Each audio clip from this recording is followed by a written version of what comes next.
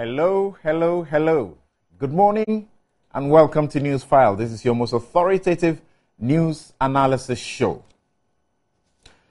Too late to add a submission to the over 83,000 that gave us a 1,000-page report meant to transform our constitution from a political to a developmental document. But is it true the review didn't address the winner-takes-all syndrome?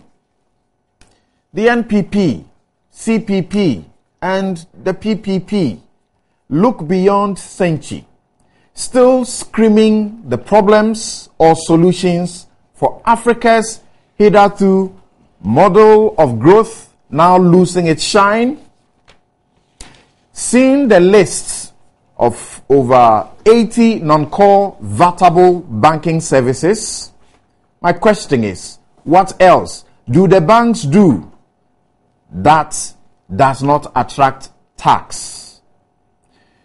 Yaya Den demo, justified and useful, or a parochial political cause giving a different label? We will take a quick trip to Brazil to conduct a roll call to see how many NDC supporters are there on your accounts. We'll be right back. This is Newsfile. I'm Samson Ladi Anyanini.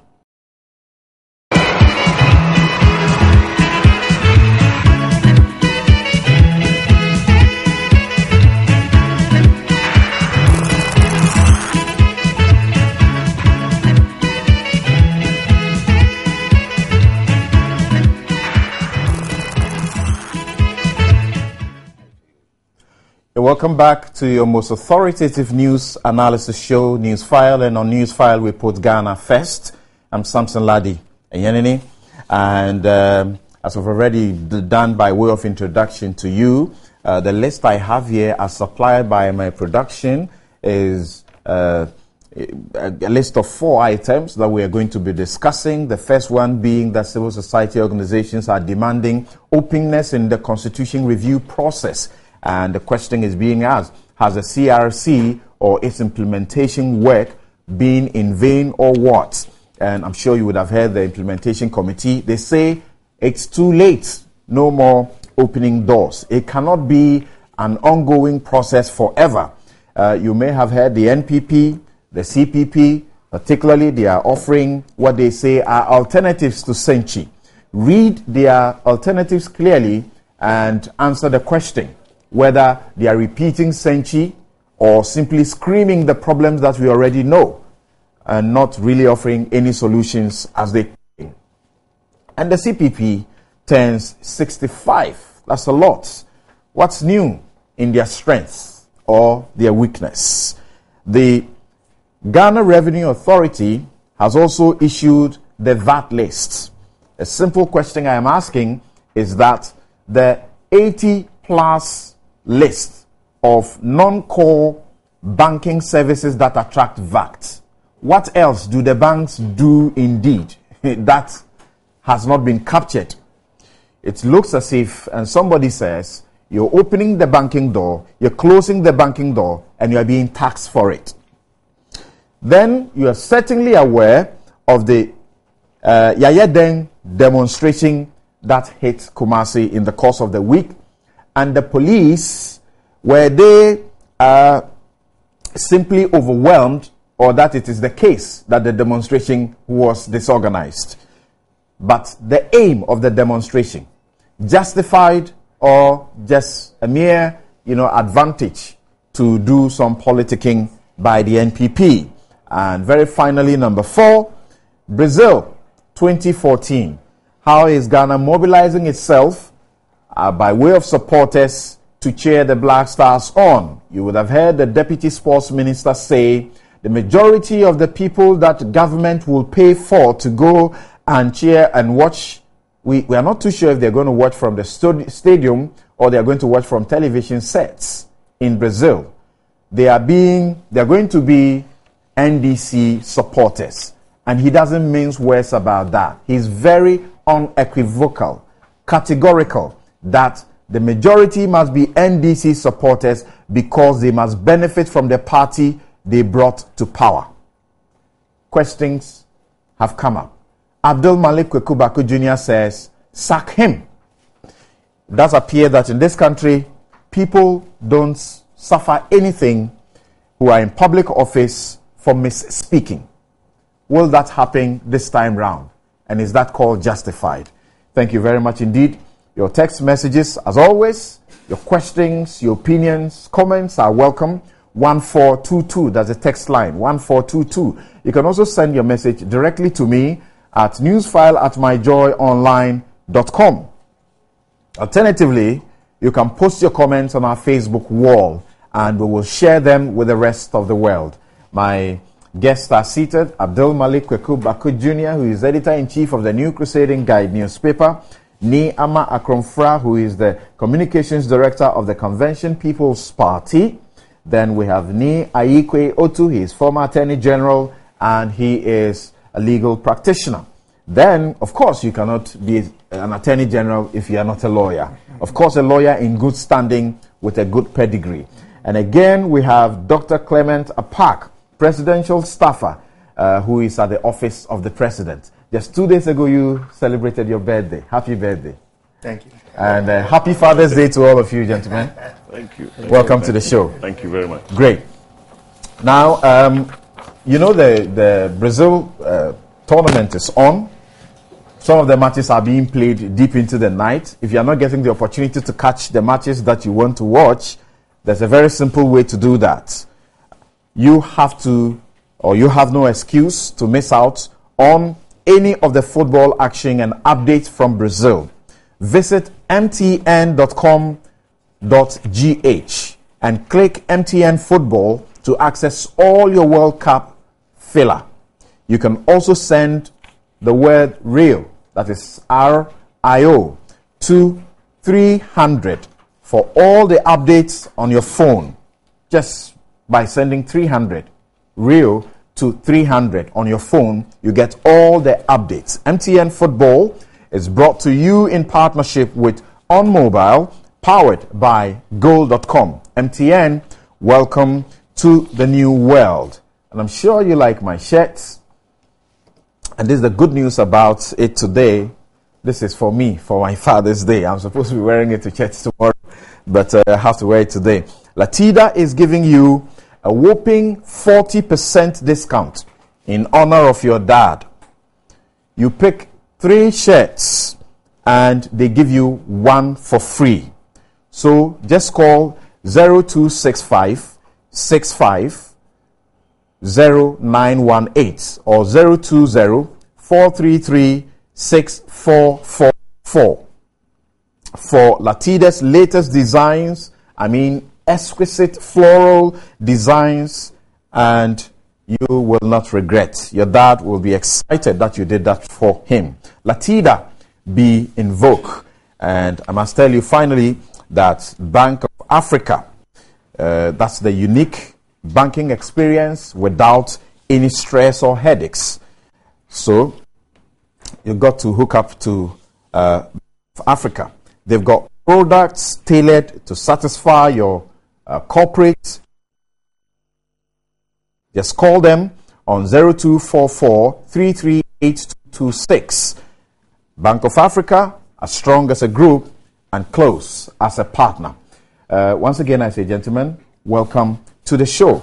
And I'd like to start straight away to our very first topic, where we have civil society organizations, particularly led by the IDEC and the IEA, saying that we need to slow down with the constitution review process so that at least one particular item will be featured.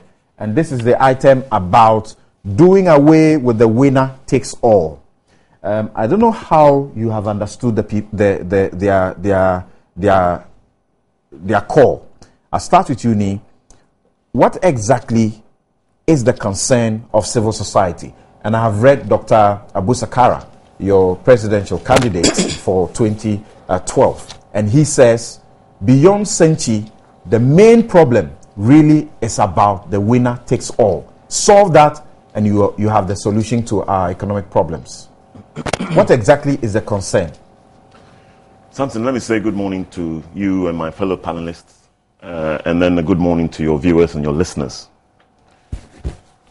The first thing I want to say is that the constitutional review process is taking an awful long time. Many Ghanaians were part of the consultation process some time ago now. And since then, there's been some loss of openness in the sense that nobody really knows what is going on, what the timeline is for concluding this process, what the process is indeed clearly outlined for everybody to understand. So that's the first thing I want to say about this whole thing about the constitutional review process. Chairman of the review committee says that this is incorrect. They have had consultations, particularly with key stakeholders like the parties at your doorstep. They have met you and explained processes to you. And as we speak, they have forwarded the draft to the Council of State, and it's supposed to be with Parliament now. So we are just about, finalizing the whole process. What is the deadline, the timeline for concluding this? I don't think anybody is aware of when this is going to end. I mean, how many years have we been going on with this process now? So that's the point I wanted to make. But to come back to the issue of the winner takes all, I think many will recall the president before the 2012 election, 40 days into the death of the late President Mills, may God rest his soul, the president told us that he personally was going to do away with the winner takes all approach. Indeed, he planned to meet leaders of other political parties on a regular basis. Right. I think maybe twice a year or something was mentioned. The concern, obviously, is the lack of national cohesion, the polarization in our politics, the way that, as has been demonstrated by the Deputy Sports Minister, the way that those who win power feel that it is their right to govern and perhaps govern on behalf of those who voted for them. That must be a big concern for many Ghanaians, and certainly is a big concern for civil society organizations who are all working as we are as a political party, the Convention People's Party. We want national cohesion in this country. We believe in national cohesion. It's part and parcel of our constitution to live and die for such an outcome in this country, a united Ghana, the sovereignty of Ghana. And so we have to ask whether this government believes in that same approach. Are they committed to the unity of this nation? Are they committed to minimize the polarization that currently exists? Because, we go towards every election, and because of this build-up of tension, then we have to go through a whole sort of peace-building approach. Everybody, the churches are praying for peace, civil society groups are praying for peace. Everybody is on tenterhooks. That is the concern. The concern is demonstrated through that tension that builds up as we head towards the election. And clearly, everybody feels it, and everybody feels something must be done about it. So I don't think IDEC or the IEA or any other organization, ourselves included, are showing concern which is not being felt by the ordinary citizens who every 4 years go into falls into a sort of siege mentality. Reading Dr. Abu Sakara's statement, you find him repeat the phrase political accommodation.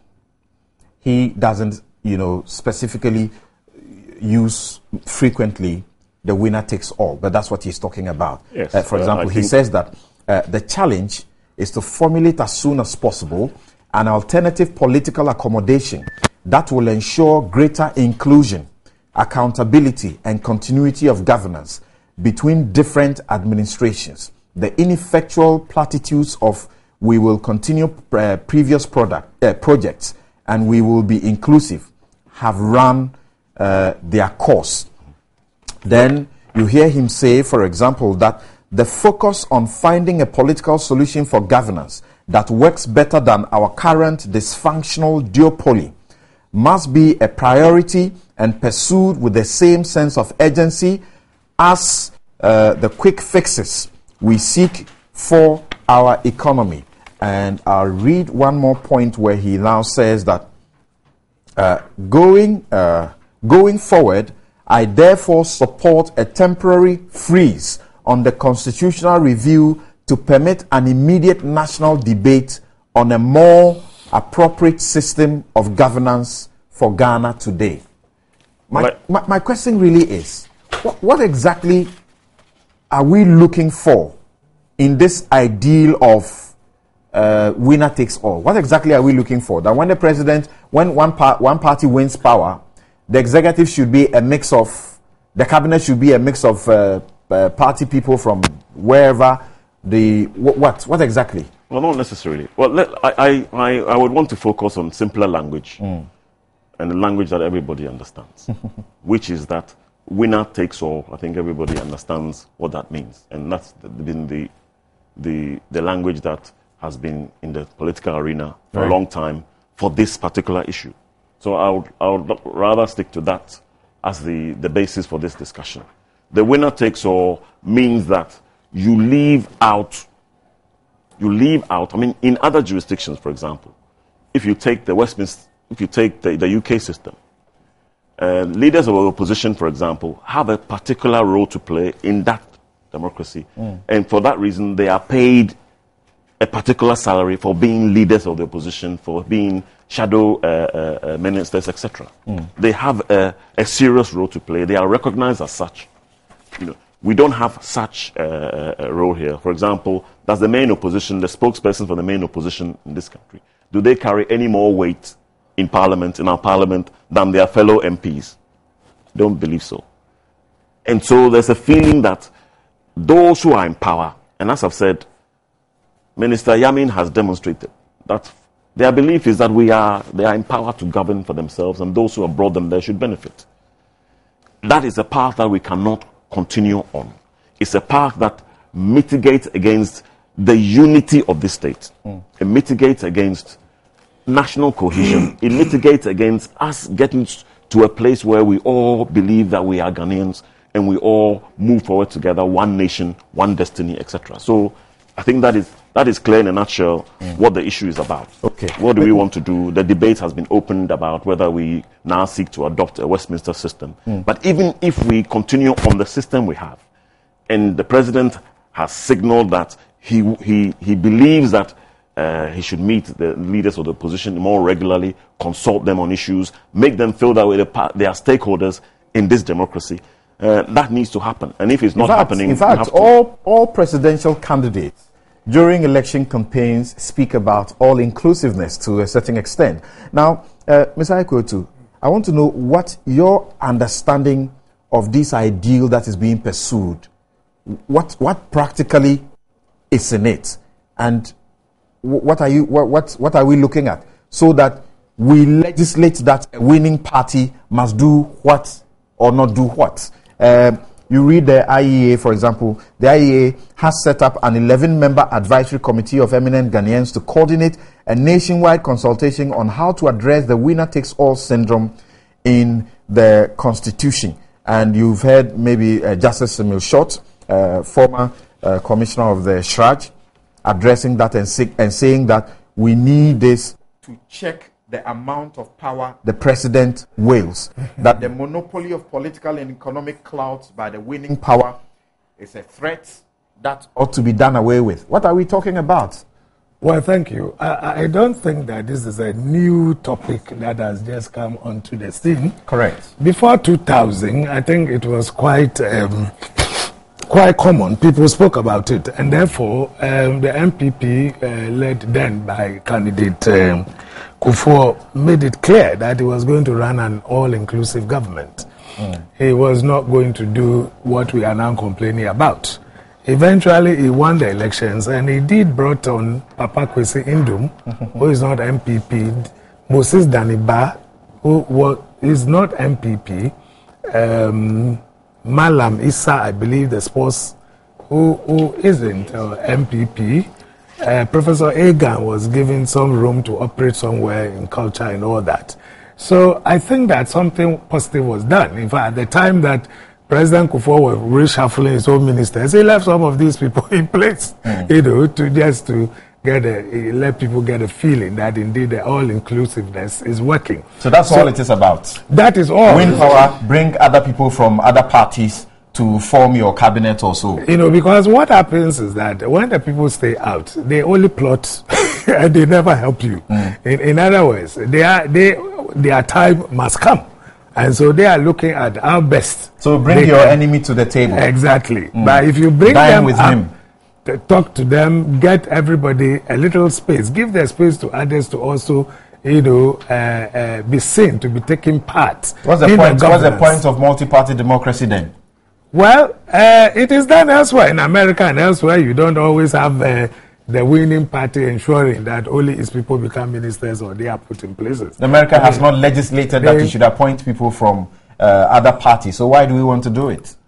Well, that is the consensus building that they are looking for. I do not think that is part of the Constitution as yet. They are asking for more space. Let's talk about it. Let's consult. Let's see if we can maybe, but they know, Abu Sankara himself makes it clear that you cannot run on this first past the post, kind of electoral system and hope to get those things we are talking about. Then we are talking about proportional representation, right, where maybe getting a certain number of seats would give you, some leeway so you can also take part in governance. So I think that in all these things, we should start talking about the electoral system that we have ourselves. But if it is one of first past the post and you have majority of NDC in parliament, the NDC controls the executive and all that, it will be well nigh impossible. It is only and sometimes a little bit incongruous, sitting in parliament with MPP stewards and then seeing a stranger, see a stranger, in the cabinet room, and you planning and wanting to find out whether this gentleman really belongs to where you are and all that. Those are the practical details. I sat in cabinet with Papa Kwesi Indum. So I know how some of these things sometimes work. So we may take all these things into consideration as we consider, because we have practiced it before when Kufuor actually implemented those things. So let's learn from our history. Let me continue from Abdul Malik, and a little reference to, I think, last or 2 weeks ago when we had Dr. Emmanuel Akwete here on this platform. He's the executive director of IDEC, very big governance in think tank in this country, and they form part of the civil society platform that is pushing strongly for the process to be stalled and for this particular item to be considered. He accused the political parties of not strengthening their research, departments and researching sufficiently on matters and, being able to articulate very well on them. But if you read the 1,000-page document, that is the report of the Constitution Review Commission, you may come to ask yourself, have these groups actually done their homework to suggest that the winner takes all is not one that has been addressed by the Constitution Review Commission? Let me make a first reference to page 282, particularly paragraph 53 of its recommendations. And when it gave the recommendations, it would always give a recommendation on recommendations for constitutional changes, recommendation for legislative changes, recommendation for administrative action. Now, in respect of this, after they did everything else, here the Constitution Review Committee say that the Commission recommends that A, appointments by the President should be restricted to only political appointments. The following may be classified as political appointees. 1. Person holding office under the Presidential Office Act. We know the presidential staffers and all those people. The ministers and their deputies, regional ministers and so on, special aides and so on and so forth. It goes on further to say that the Commission recommends the following modes of appointment for specific public offices. The appointments of chairpersons and members of the governing councils of boards of all public corporations except those established by for commercial purposes and state-owned media corporations should be designated political appointments and be made by the President in consultation with the Council of State. Then it goes on to say those offices that should be taken away from the President. In fact, there's a tall list of recommendations, even though the government white paper rejects some of them. Kweku, what do you say? Yes, so what is the argument? That something has not been put in the recommendation and it ought to be put there. Where were the civil society groups or the governance groups? Where were they when the process was ongoing? I am not saying that with the benefit of hindsight, you cannot come back and raise issues that have some validity and value. You can. And it helps because this is nation building. Right. But I just asked that question because it appears they are very concerned with this particular issue. I'm sure you are talking about this particular report. I haven't been able to finish reading it. I have to be honest with you. Right. It's over 1,000 pages. But, you know, what system are we running? Because you are focusing on winner takes all. Correct. What is the system we are running? We are running a multi-party democratic system that is based on competitive elections. That's what we are running. So I have a difficulty in appreciating the point of making constitutional re-engineering that may kill the so-called winner takes all within the context of a multi-party competitive democracy. I have a difficulty, and I believe that's where Mr. Ayuku came from when he made a point about even the kind of system and elections we hold, the modalities, okay? So that fundamentally, then we are asking for a total constitutional overhaul. Is it not too late in the day? And that's why I asked the question I asked initially. Because if that particular principle or idea had been inputted into the earlier discussions and consultations, we had time, okay? People could have debated that thoroughly. I think it even came up in different forms. So right now, my candid opinion is that it's a bit too late in the day to talk about taking away the so-called winner takes all. All that can be done is for the executive, who has the authority to do the appointment, to use his discretion, sense of proportion, his commitment to nation building, upholding national cohesion, to try and bring in other political stakeholders. And this is not a one-way street. All the other political stakeholders must also have the heart to agree that there is a certain level that we can all meet in terms of building the nation. There are certain basic pillars of our national development that we should maintain and sustain as Ghanaians. Okay? So that at this stage, I have a difficulty if the attempt is to seek constitutional, to cast an eye on a certain constitutional provision that would say that winner takes all is dead and buried. How are we going to do that?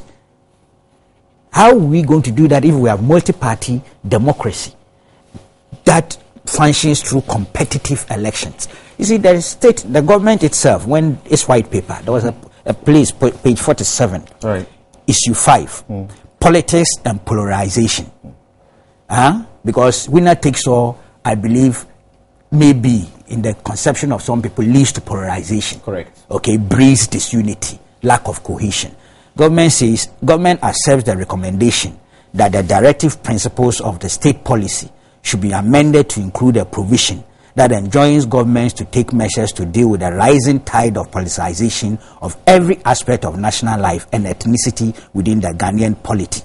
Government also accepts the CRC's recommendation for the amendment of the Political Parties Act to institute closed sessions for electioneering campaigns.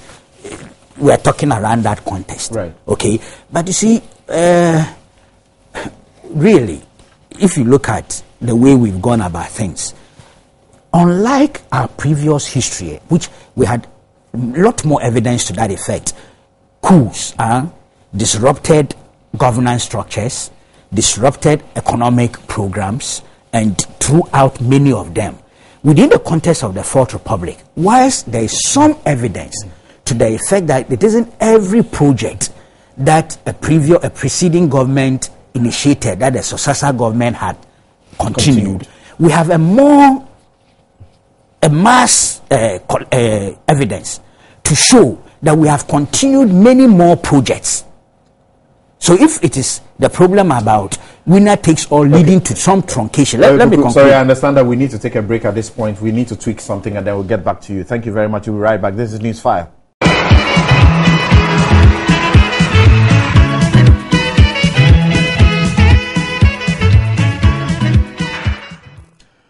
Thank you very much. We apologize for that break, but we understand that now everything is on course. Thank you very much. You're listening to us on Joy 99.7 FM. You're listening to us in Kumasi on Love 99.5 and also over a dozen affiliate stations across the country. On TV, this is your Joy News channel, and the show is subsequently available on AB and TV.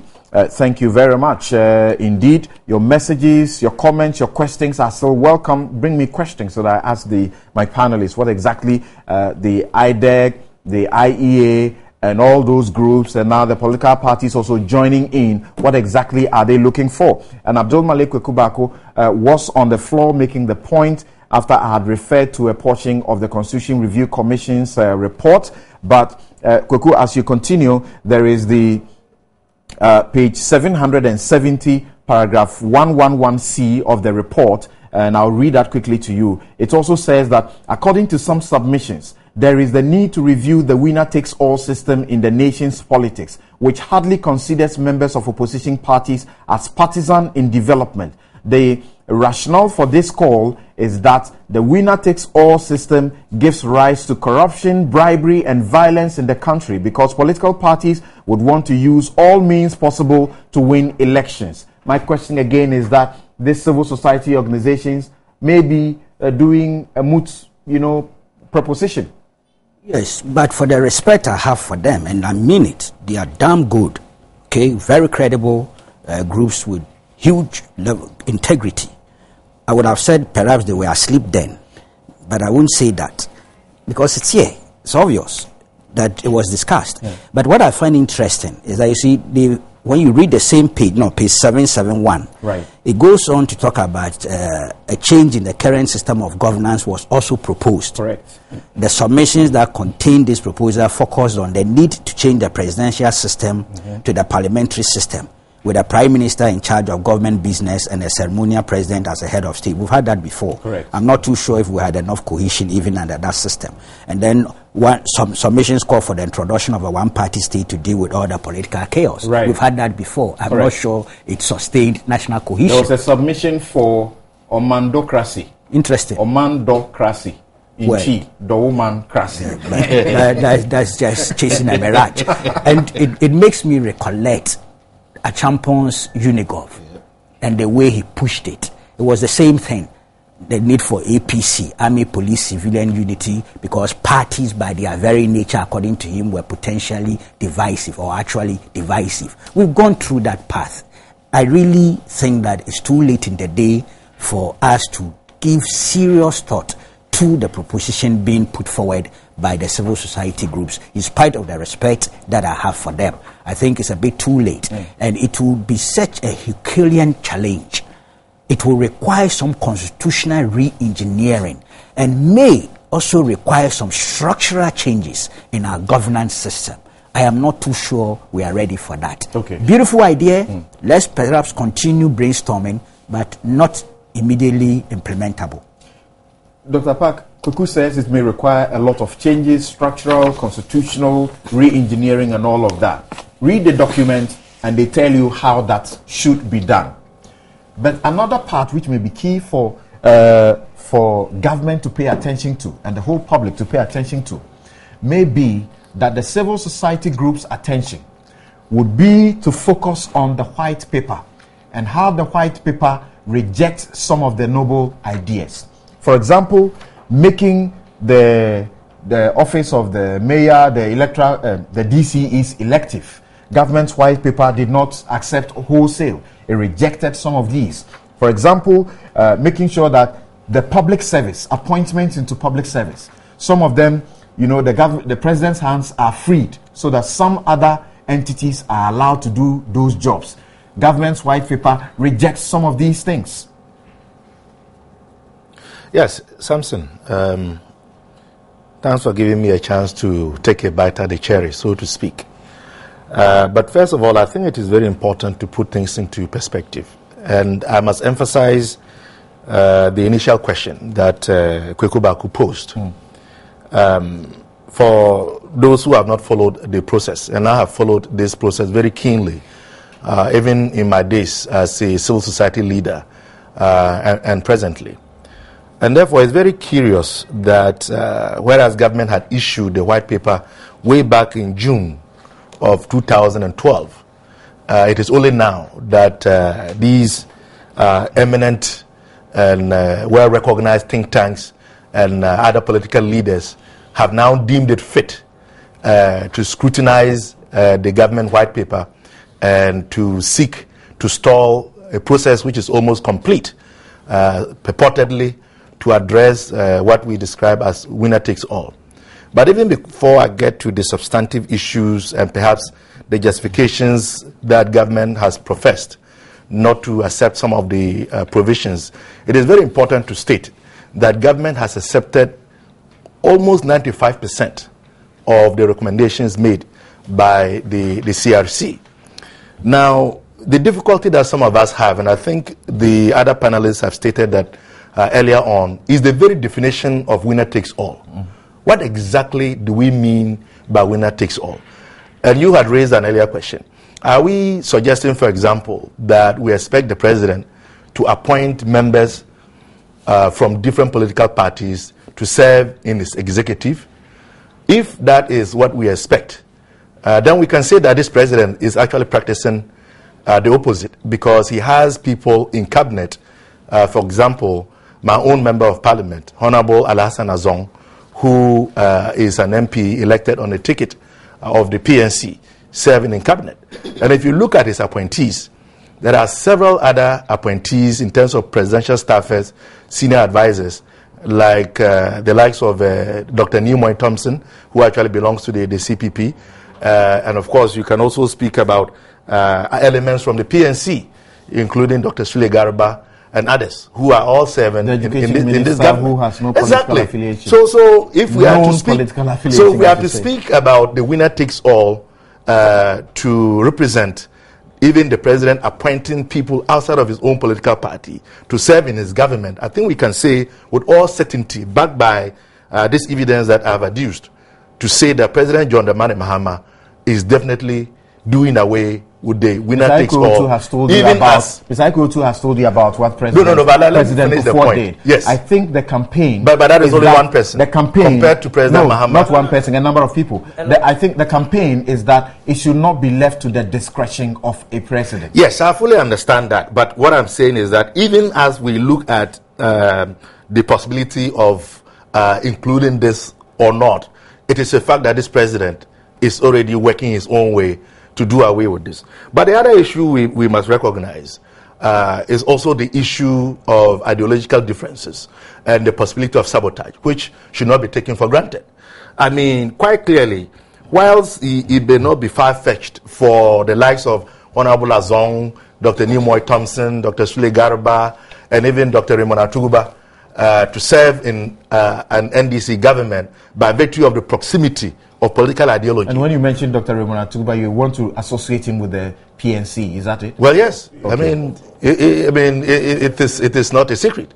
You know, given the fact that there is some reasonable synergy and proximity in terms of political ideology, it makes sense. But you cannot expect, for example, His Excellency President John Dramani Mahama to appoint somebody like Maxwell Kofi Juma to serve in his administration. So, you know, we have to be very realistic. That's an example. Yes. I mean, we have to be realistic and practical about this conversation. But be as it may, I think that the IEA and those that came to form this, if you like, eminent committee, right. You know, they may have been well-intended, but they have tried to influence a process that is almost complete. And I would say that one of the best opportunities that they had to have drawn attention to this was when the president hosted them way back in August of 2013 as part of his engagement with different groups in society. I remember almost all the organizations which have come up to raise this issue, and I have my list here, were present. From the likes of Franklin Kujo, Baita Kwete, you name them, they were all there, you know. And so if this was really important to them, and if the Constitutional Review Committee report came out when it did, and government issued the white paper way back in June of 2012, ask Kwekubaku asks, were they sleeping? I mean, why did they have to wait?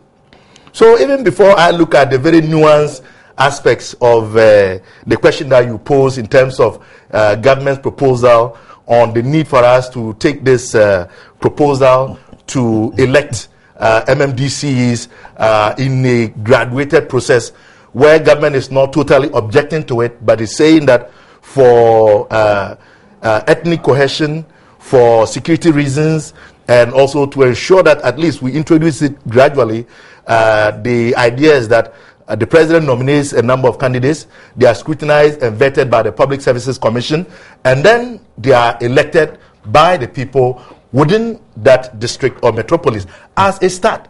And then we then graduate it over time to go towards the much more open, competitive election to select our MMDCs. And I think that is part of the approach that we can adopt. Okay. It is not going to be useful for us to just jump from what we have started to what we don't know without stopping in between somewhere. Thank you, Mr. Aiko. But the political parties, it appears all of you are at the dam or in one mind when it is campaign that these offices ought to be made elective.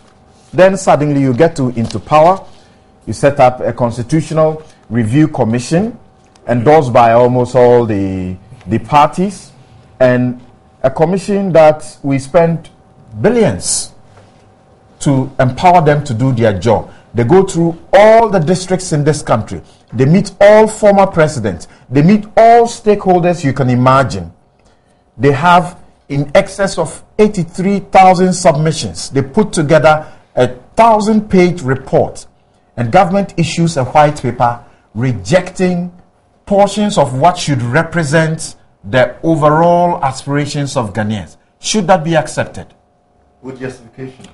Well, where you set up a committee, then that committee must make recommendations and bring the recommendations back to you. Right. Then you decide by issuing a white paper which of those things you want to accept. Unfortunately, some of the recommendations were shut down by government. You know, it's unfortunate in the sense that, well, people felt so strongly about them, they pushed it, and the committee took it on board and sent those things to government. Unfortunately, it was shut down. That is a procedure. It is for government to issue a white paper, to accept what it wants to accept, and to reject those that it does not want. So if this did not feature, it meant that perhaps government did not feel able to do it. But as I've said, it should not be straight. I don't know why Dr. Park is having a problem with what President Kufuor did. He was able to bring them on board. They sat in cabinet. And I've told him, I was there with some of them. They sat in cabinet, they gave the ideas, they did what they could. You know, unfortunately, when we needed their support, some of them at a certain point decided that they were not going to go along with us, well, exactly. which was very painful indeed. So again, you know, you talk about when you are in campaigning, the sort of things you say, and then when you come to governance, you see that things are not the same. Yes, because the guy say showing you for as you see. It's greater at the other side of the edge. That's what it means, Show as you sit in your what do you call it, your position, you see things happening and you can believe that you could do them better. It's only when you get there and you are faced with the realities that you have a big hole in your budget and you cannot even win yourself out of donor communities and the rest. That you become realistic and say, hey, so this is the way it should go. So it happens all the time. People condemn the number of ministers. They come into office and say, we need more, and things like that. It does happen. It's nothing strange. So the question is that it's okay to have these civil society organizations focus their pressure and campaign on the issues that we came to agree as representing the national conscience for amendments, which the government, which is a section of the populace, decides to reject. Should they rather mount their pressure in this area and insist that government should not be held to be rejecting those things? For example, the recruitment and appointment of public officers. The president does just too much of that. The proposal has been that you cede a part of that and allow certain specific bodies to do this job. Government issues a white paper and said, lie. Yeah, I agree with you. You see, you come into governance with some manifesto. You've worked on certain things that you think you want to push forward. And therefore, having regard to your manifesto, you seem to think that this is the way it should go. And that we are all after development. And you believe that following your manifesto, you will get there faster. So there are things that others may want to put across. But you don't feel able to take them along because they may run counter to the manifesto and your vision in trying to develop the country within the shortest possible time. Well, you know that even in a committee, you're supposed to have a consensus. But you can also write a minority opinion that you don't go along with what they are saying. And therefore, I see this civil society thing as some kind of minority opinion which they want to put forward. That indeed, yes, this is what we all agreed. But it seems to us that these are so important that we cannot wish them away. But I'm saying that they are more complex than the way they are looking at them.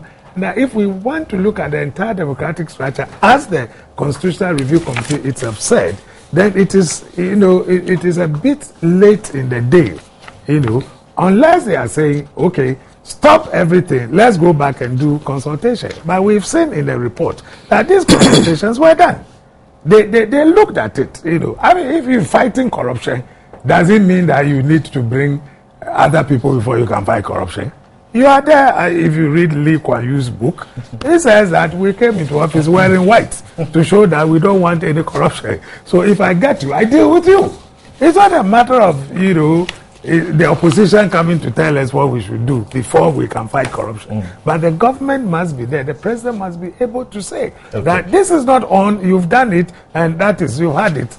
Try him and lock him out if that is the way to go. So you send a signal out there. So, I don't even buy the argument that it is to fight corruption and the rest. That is why you have to bring in other people.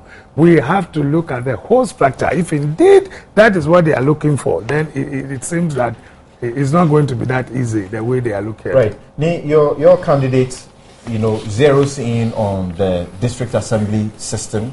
We have heard the PPP speak about it, the need to make it an elective office, and we went to the Constitutional Review Commission, and these were agreed on. For example, this is the proposal that, to start with, that you should have Parliament to pass a law for partisan elections at district and sub-district levels. Check what the white paper says at page 33 on that. Then, again, that the president should appoint 30% of members of the district assemblies, but in active consultation with the chiefs. And the chiefs are actually supposed to be the ones who are supposed to develop a criteria. The white paper says, hell no, the chiefs should not have this role. It should be left to maybe a law in the Local Government Act. You come to the mayors. Mayors are supposed to be elected. That is those for metropolitan assemblies. The white paper has issues with that. Municipal heads, that the president should nominate them for vetting by the Public Services Commission, and then 3 of them will contest in a public election. All of these things, and the white paper has different views on them. Indeed. What should be the approach? I think firstly, we have to ask ourselves, what is it that we're seeking to do with this whole process? Is it that we feel that there are elements of the Constitution which is not serving the country, it's not serving the interests of the people of this country, it is not doing what it's meant to do, etc.? That's part of the terms of reference for the Commission. Indeed. So if you go out there and you get feedback from the people as these elements of the Constitution is impacting on us negatively, and therefore this is our approach, that's one thing. Government, however, as Mr. Otu has said, has executive authority, and consultation with the people separately outside of an election, because you've derived your mandate from an election. That gives you executive authority to pursue governance based on perhaps your manifesto or whatever. So the fact that you go out there and consult people, does it mean you then accept 100% the feedback from the consultation? Not necessarily. But what we have to examine then is the motive for the government rejecting some of these things. If, for example, government rejects having a national development plan enshrined in the Constitution, and it doesn't reject it. It only rejects making it binding, as the Commission recommended. Yes. So the consultation says make it binding. And you say no, we don't want to make it binding. Then you, on the Century Consensus number 1, you say, for example, that the directive principles of state should. So there is a little bit of disconnect between incoherence. Well, your word. But basically, what I'm saying is, it doesn't. It's not binding on you after consultation. But then the things that you're seeking not to implement tell something about you as a government. I see. And why don't you want to, for example, listen to the issue of having DCEs elected? Why don't you want to listen to all the other issues that clearly the majority feel that something should happen about it? Yes, it's not binding on you. You derive your authority from the mandate you got. But people are saying this. What is your reason for not wanting to do this? And then Dr. Apak said earlier on that, for good reason.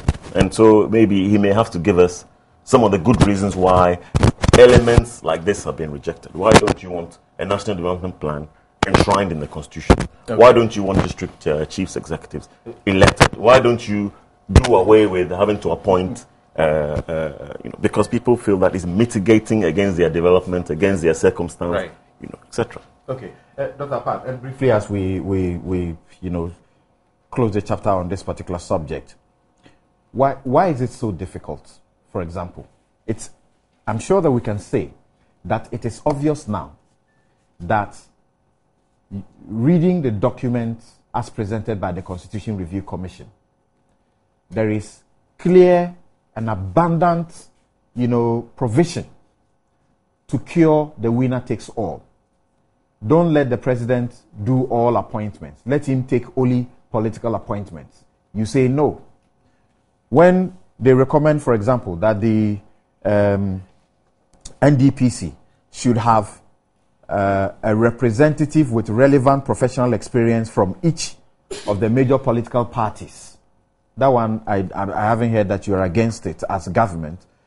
When the president, in his appointment of the people who make up the Council of State, he appoints 11. They say cut it to 5. Why is that difficult to accept if you indeed subscribe to steps to take away the winner takes all? Well, I think that I must begin responding to your question by highlighting the fact that we are only speaking of 5%. So 95% of the content provided by the good people of this country, both domiciled here and abroad, has been accepted by government. It's about what you accepted and what you did not. Well, yeah, it's only 5%. So I think that it is very important for Ghanaians to know. Constitutes. Well, and that How is where critical are those matters? that is where if you read the government white paper, you would understand that justification has been provided to explain why government has not accepted wholesale many of these provisions. You speak about the concern that government has in terms of the suggestion to entrench the NDPC in the constitution and make it binding.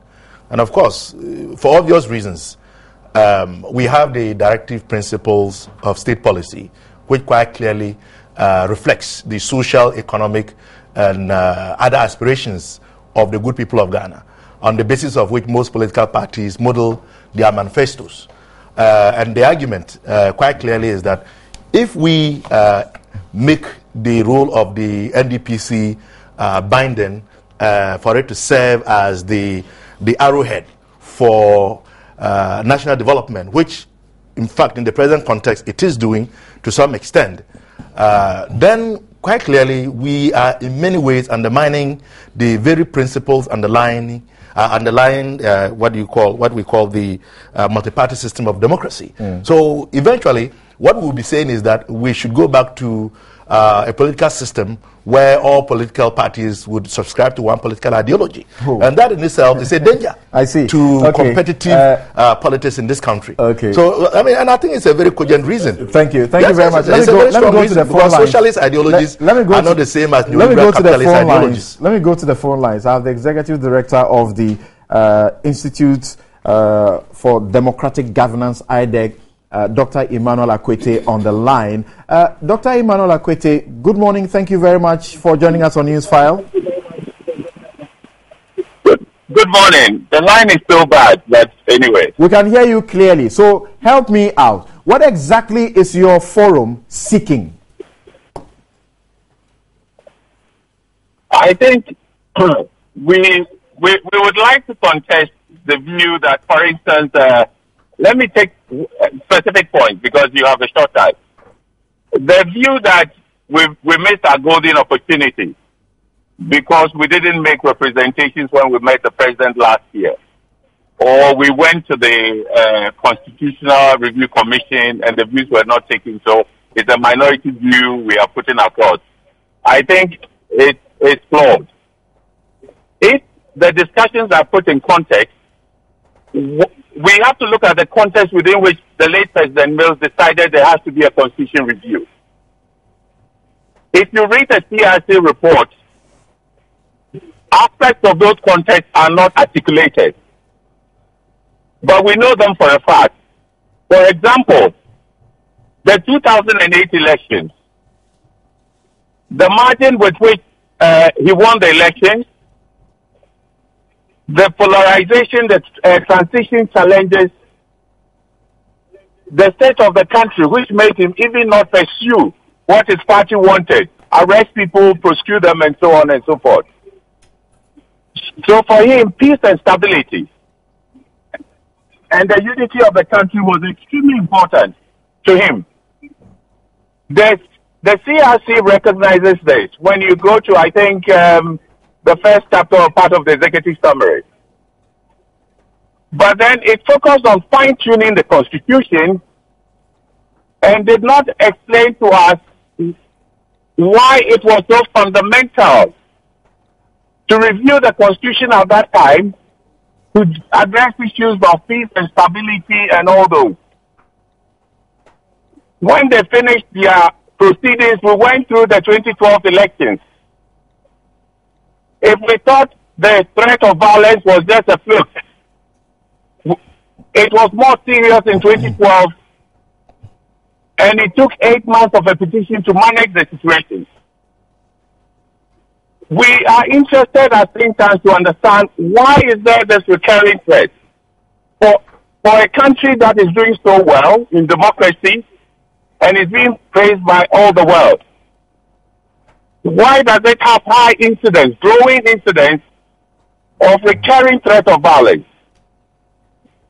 So at the end of the day, when you look at the threat of violence together with all the problems we are talking about, Dr. Boche has spoken about it and many others, you will begin to appreciate that a constitution is an instrument by which you fundamentally address threats of violence, power relationships in the democratic system so that you would eliminate that threat. So at the end of the day, we could ask ourselves that when we've done all the things that CRC and Craig says we should do, entrench and non-entrench, what would be the impact on the situation? At this stage, we all know that we are very concerned about how the political situation in the country is. Okay, so Dr. Akwete... So we have to put things in context and to see what the fundamental issues are. Okay, Dr. Akwete, if you can go straight to this point for me... And not just fine-tuning the constitution by looking at some other things like, okay, the president is paying tax and all that. The second point, quick one, is that the constitution does not talk about winner takes all. It is a practice that we talk about. It's a process. It describes a process. But it is not just about appointments. It is one aspect of it. But the whole design of the executive government structure is what epitomizes winner takes all. Okay, Dr. Akwete, if you can hear me, I need you in America. I need you to clarify this point. So, what specifically do you want done that has not been captured by the report? We think that the constitution review process provides opportunity to look at certain clauses, provisions in the constitution, like which can be altered, reformulated, or changed to address a fundamental fault line. I want an example. I want an example.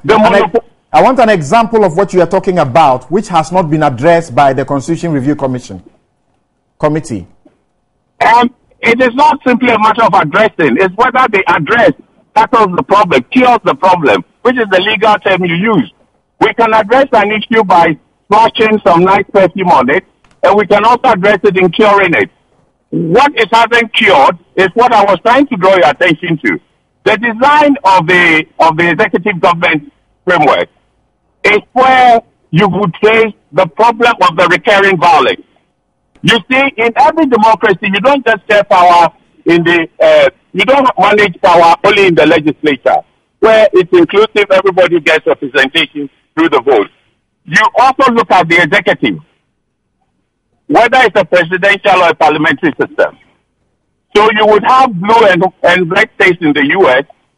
You go to Europe under their different systems, you would still see red and blue, conservatives and social democrats and greens.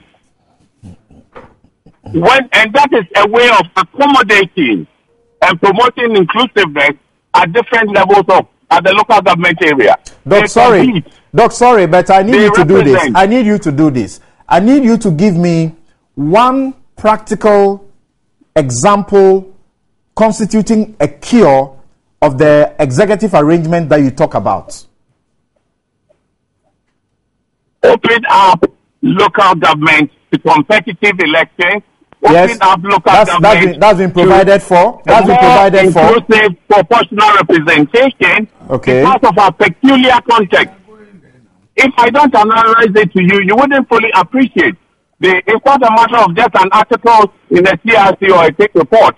But if I may just do it quickly, please bear in mind that in spite of the CRC report and what tech has done, and the interest provisions and all that we are doing, we still have a political situation and a social situation that the Constitution amendment at the end of the day must impact to move us forward. And if in our assessment, there are good things in the CRC report. There's a good thing that Crick has done, but we're saying that we have not tackled those things that will deal with the fundamental threat. Okay. And they can be done. It's not something that will require a whole structural reform. In fact, if you go to local government, it is a matter of looking at how you open the system to accommodate a new political reality. In 1992, we did not have two parties. that are doing what they are doing today. Okay. Now, it is a reality now today. Dr. Kwete, the implementation committee, and that's why we're advocating. Thank you. The implementation committee says you are late. We cannot have the process going on forever. I think, we may have the occasion to speak, but I think that I just wanted to talk to Dr. Park. President Mahama, on 4 occasions, had when he took over the presidency, spoke about the need to do something about the winner takes all. And he meant it not only in terms of appointment, but structurally. The last time I heard him speak about it was on the 1st of July last year when he spoke to senior citizens. And none of them, whether the CRC or the CRIC at the time, got back to him to say what your concerns are have been addressed fully, so that subsequently the president will say, oh, this is how we're going to deal with the problem. But we felt he had indicated a very important area where some attention was required. 2, CRC said it's closed the process. The procedure for amending the entrenched clauses in the Constitution are different from the non-entrenched provisions. Correct. If you look at the procedure, there is always an opportunity for citizens' voice if you are amending the law. Okay. So in amending the non-entrenched provisions, Parliament will play a very effective role. Through the committee system, the system gets opened up, the process gets opened up. So what are you going to do? The committee says the role that enables the system to be opened up. Right. The committee says the door is shut. So what are you going to do? 30 seconds. What are you going to do? We will campaign. I mean, we are fighting for our national interest. Okay. We think that the committee had looked at a procedure that is in itself flawed and is going to create a lot of problems. All right. Let's get through the process of amending the entrenched clauses, and you find what is going to be raised by various parties. We think we can, in the national interest, look at the bigger picture and do things that will consolidate the peace of the country. Thank you very much. Thank you very much. Dr. Emmanuel Akwete is the Executive Director of the IDEC. That's the Institute for Democratic Governance, a major governance think tank in this country. Before you respond, Dr. Kweku Asare, you must know him.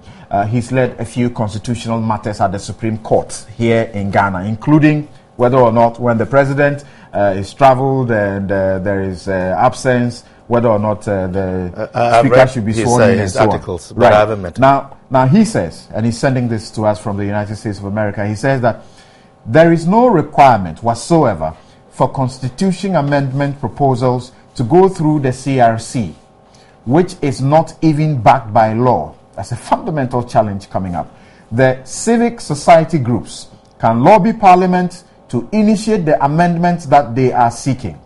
The current difficulties we are having, including presidential cherry picking of the CRC recommendations. I love that part. Presidential cherry picking of the CRC recommendations, counter proposals by civic society groups, and schism between Parliament and the Council of State were all entirely predictable. This is why we needed a Constitutional Review Act to provide a roadmap for a review of the Constitution. I continue to strongly believe that an executive-initiated and engineered Constitution review is alien to the Constitution and should be rejected by all serious constitutional scholars. Dr. Kweku Asare in the USA. This is a fundamental punch. No, it is not. He's a lawyer. It can be disastrous if this, for example, is mounted and placed before the Supreme Court. Well, we are a free country, and citizens have the right I'm thinking about to seek redress. How that will bring the 2.7 billion, is it, that we spent in the process to waste. Well, as I said, he's entitled to his opinion, and I'm sure that if he was to raise those legal issues and to mount a challenge, quite clearly the state would be prepared to respond accordingly. Don't dare him. Well, that's his opinion. I can't stop him from doing what he wishes to do. And I'm not going to engage him in an argument. So quite clearly, I am not a lawyer, so I'll leave that to senior lawyers and former attorney generals to weigh in. You have up a lot of issues at the Supreme Court. You don't have to be a lawyer. I know, and I still have a case against bank switch, so that's still ongoing. In any case, I felt that. No, don't go there. Stay back, don't go there. In any case, I thought that perhaps there was a misunderstanding about the president's attributions to doing away with the winner takes all. And that is why earlier on I talked about what the definition is.